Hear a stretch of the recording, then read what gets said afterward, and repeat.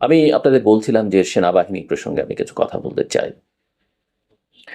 আমরা এর মধ্যে কিছু খবরে আমি দেখলাম যে বিএনপির মহাসচিব মির্জা ফখরুল ইসলাম আলমগীর তিনি সেনাপ্রধান জেনারেল ওয়াকারুজ্জামানের সঙ্গে সাক্ষাৎ করেছেন। আমি সাক্ষাৎ কি নিয়ে হয়েছে আম পত্র-পত্রিকার খবরে জানা গেছে যে তারা সাক্ষাৎ করেছেন। আ সেটা কোথাও বিস্তারিতভাবে আমি দেখিনি। তবে সাক্ষাৎ যদি হয়ে থাকে এবং সেই সাক্ষাতের বিষয়বস্তু কি হতে পারে সেটা নিয়ে নানা জল্পনা কল্পনা আছে। একটা হয়তো মির্জা ফখরুল ইসলাম আলমগীর ভারপ্রাপ্ত চেয়ারম্যানের একটা বার্তা পৌঁছে দেবার চেষ্টা করেছেন সেনাপ্রধানকে যে তারা ক্ষমতায় এলে সেনাবাহিনীকে টাচ করা হবে না। হয়তো এরকম একটা বা সেনাবাহিনীকে প্রফেশনালি তারা রান করবেন। আ সেনাবাহিনীকে অতীতে যেরকম পলিটিসাইজ করা হয়েছে সেটা হয়তো করবেন না। এরকম একটা বার্তা তারা দেবার চেষ্টা করবেন এবং সেনাবাহিনী প্রতিষ্ঠান হিসেবে আ যেন প্রতিষ্ঠানের মতো চলতে পারে, সেরকম হয়তো একটা বার্তা দিয়েছেন। বাট আন্ডারস্ট্যান্ডিং কিছু হয়েছে কিনা সেটা আমার জানা নেই। কারণ আম উভয় পক্ষেই কিছু আস্থার সংকটের জায়গা থাকতে পারে এবং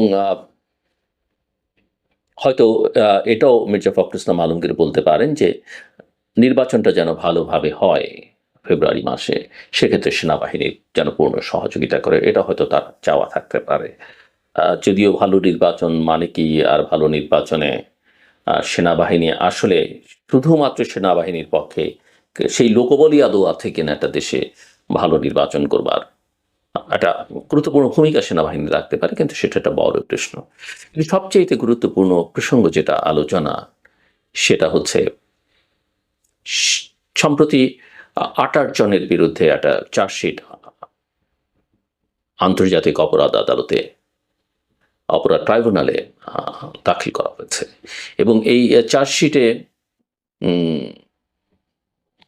25 জন সিনিয়র এবং মধ্যগোত্রের সেনা কর্মকর্তা রয়েছেন। আমার ধারণা এদের অনেকেই দেশের বাইরে, কেউ কেউ হয়তো জেলখানায় আছেন, চাকুরিতে হয়তো কেউ কেউ আছেন। কিন্তু মূল কথা যেটা যে এটা হয়তো আমার কথার সঙ্গে অনেকে একমত হবেন না, কিন্তু আমি সবার বিবেচনার জন্য বলছি। সেনাপ্রধান অনেকদিন ধরে বলছেন যে আমরা যেন কোনো প্রতিষ্ঠানকে প্রশ্নবিদ্ধ না করি। প্রতিষ্ঠান না থাকলে বাংলাদেশে এমনিতেই আসলে কোনো প্রতিষ্ঠান সেই অর্থে আমরা গড়ে তুলতে পারিনি, নেই। আম শুধুমাত্র আর্মড ফোর্সেস বা সেনাবাহিনী এবং বিমান বাহিনী, নৌবাহিনী এই প্রতিষ্ঠানগুলো মোটামুটি কিছু বিতর্ক সত্ত্বেও টিকে আছে। এগুলোকে যেন আর বিতর্কিত না করি। এর সঙ্গে যুক্ত আছে প্রতিরক্ষা গোয়েন্দা সংস্থা, ডিজিএফআই, এনএসআই এর প্রশ্ন, rapid action battalion, police forces সেনাবাহিনীর বাইরেও। এগুলোকে পলিটিশিয়ানরা বিভিন্ন সময় পলিটিসাইজ করেছে সেনাবাহিনীর ভেতরে, বিতর্কিত নেতৃত্ব বিভিন্ন সময়ে। এইসব প্রতিষ্ঠানকে যেন বিতর্কিত আমরা না করি। একসময় সেনা শাসনের কারণে সেনাবাহিনী বিতর্কিত ছিল এবং পরবর্তী পর্যায়ে বিভিন্ন রাজনৈতিক দলগুলো, বিশেষ করে গত 15 বছরে শেখ হাসিনার শাসনামলে যেভাবে ডিজিএফআইকে ব্যবহার করা হয়েছে, এনএসআইকে ব্যবহার করা হয়েছে, পুলিশ র্যাবকে ব্যবহার করা হচ্ছে এবং সেগুলো নিয়ে কিছু আমরা জানি র্যাবের বিরুদ্ধে মার্কিন স্যাংশনের কথা, কিছু পুলিশের ঊর্ধ্বতন কর্মকর্তার বিরুদ্ধে মার্কিন স্যাংশনের কথা আমরা জানি এবং এই অপরাধগুলো ব্যক্তিবর্গ করেছেন, সে কথা ঠিক। এবং আমরা সবাই চাই দেশে গণতন্ত্র চাইলে, আইনের শাসন চাইলে প্রতিটি অপরাধের বিচার হোক, কেউ অপরাধের ঊর্ধ্বে নয়, একথা আমাদের মাথায় রাখতে হবে। তিনি যেই হন না কেন, তিনি রাষ্ট্রপতি হন, প্রধানমন্ত্রী হন, তিনি যদিও রাষ্ট্রপতির জন্য কিছু ক্ষেত্রে দায় মুক্তির ব্যাপার আছে, কিংবা সেনাপ্রধান হন, কিংবা নোবেল লরিয়েট হন, ডাজেন্ট ম্যাটার, যেই হোক, মসজিদের ইমাম হন, পুরোহিত হন, পাদ্রী হন, সবাইকে আপনি শাস্তি, এমনকি সাংবাদিকদের জন্য। কিন্তু এখানে একটা বিষয় আমাদের একটু বিবেচনায় রাখা দরকার, যেটা আমি সেনাপ্রধানের সঙ্গেও খানিকটা একমত, যে অপরাধ যারা করেছেন তাদের বিচার হোক। বিচারটা সেনা আইনে হয়তো তারা করতে চান এবং সেনা আইনে বিচার হলো আমি কোনো খারাপ কিছু দেখি না। বেসামরিক আদালতে বিচার, অনেকেই মনে করবেন যে আইনের শাসন থাকলে বেসামরিক আদালতে বিচার হওয়া উচিত, কিন্তু বেসামরিক আদালতের বিচারের মধ্যে অনেক সময় পলিটিসাইজেশনের সম্পর্ক থাকতে পারে।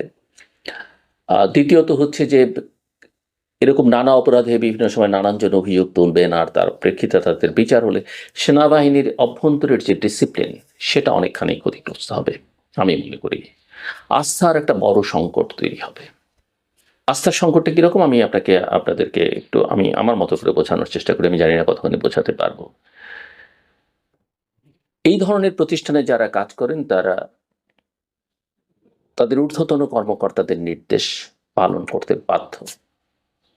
আপনি বলতে পারেন বেআইনি কাজ কি আপনি সবসময় করবেন, আপনি কি করতে বাধ্য, এই কথা আমরা সবসময় বলি, বিশেষ করে অন্যান্য ক্ষেত্রে সিভিল প্রশাসনের ক্ষেত্রে, পুলিশের ক্ষেত্রে এটা আমরা বলি বটেই, আপনি বাধ্য নন।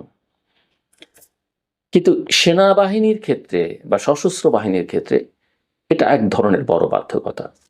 যদি আমরা জানি যে প্রতিরক্ষা গোয়েন্দা সংস্থাটা প্রধানমন্ত্রীর বা বর্তমানে প্রধান উপদেষ্টার দপ্তরের অধীনে, কিন্তু তাদেরও নেতৃত্বটা সেনাবাহিনীর ভেতর থেকে আসে, এবং সেনাবাহিনীর সঙ্গে তাদের সেনা প্রধানের সঙ্গে বা ঊর্ধ্বতন কর্মকর্তাদের সঙ্গে তাদের কোনো সম্পর্ক নেই, এটা বলা যাবে না, কারণ তারা ওই বাহিনীর ভেতরকার মানুষ।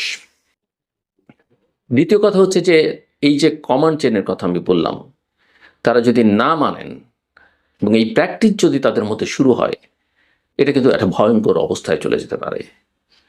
সো সশস্ত্র বাহিনীর অভ্যন্তরীণ যে চেইন অফ কমান্ড, সেটা রাইট রং ভালো মন্দ সেটাকে আপনি সেভাবেই চলতে দিতে হবে, এবং ভেতর থেকে সেটাকে আপনার কারেকশন করতে হবে। আমি আমি আমি যেভাবে মনে করি, ধরেন